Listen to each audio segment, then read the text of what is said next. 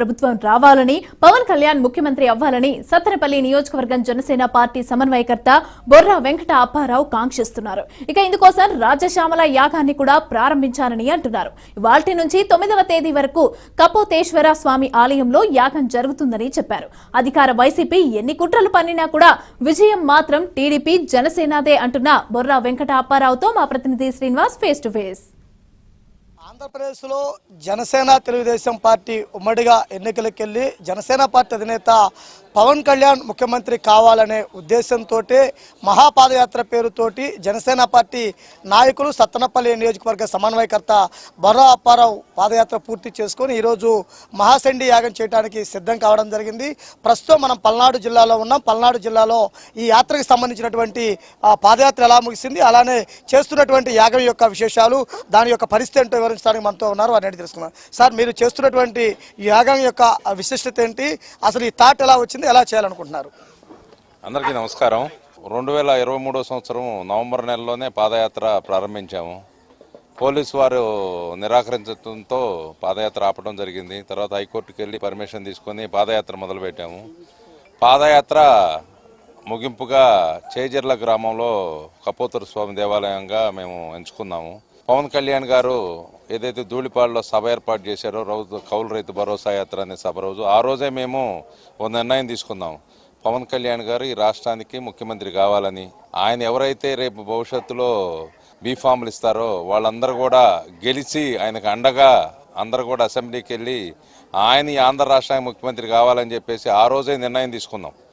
18వ తారీఖు డిసెంబర్ 2023 సంవత్సరం మా ధూళిపాడ గ్రామంలో సభ జరిగిన రోజే మేము ఆ నిర్ణయం తీసుకున్నాము.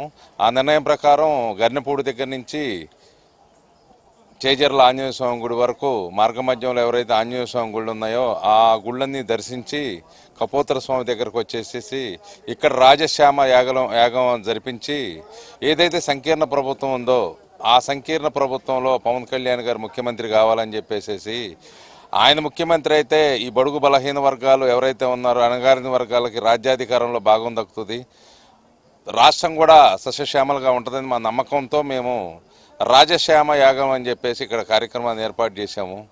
అంటే యాగం ఎన్ని రోజులు చేస్తారు, యాగం చివరిలో కూడా ఏ విధంగా ఉండబోతుంది, ప్రధానంగా మీరు చెబుతున్నటువంటి యాగాన్ని యొక్క విశిష్టత ఏంటి?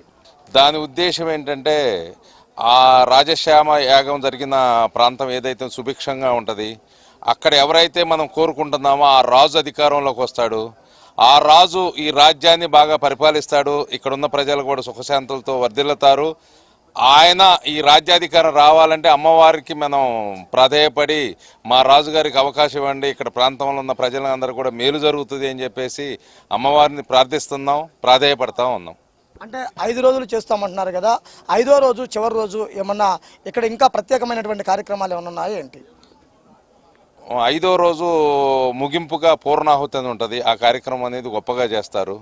ఆ ముగింపు కార్యక్రమం అనేది ఈ 5 రోజులు చేసిన దానికి కూడా ఆ రోజు వచ్చి మనం దర్శించుకొని అమ్మవారిని దండం పెట్టుకుని అందరూ కూడా క్షేమంగా యోగంగా అందరూ బాగుంటారు, దర్శించుకోవాలని చెప్పి కూడా సత్తెనపల్లి నియోజకవర్గ ప్రజలకి, రాష్ట్ర వ్యాప్తంగా ఉన్న ప్రజలందరూ కూడా మేము ఈ గుడి దగ్గర నుంచి మేము విన్నవించుకుంటున్నాం. అంటే ఈ యాగంలో పాల్గొనే భక్తులు కానీ, జనసేన పార్టీ కార్యకర్తలు కానీ, అభిమానులు కానీ, వీరందరికీ కూడా మీరేమని పిలుపునివ్వనున్నారు?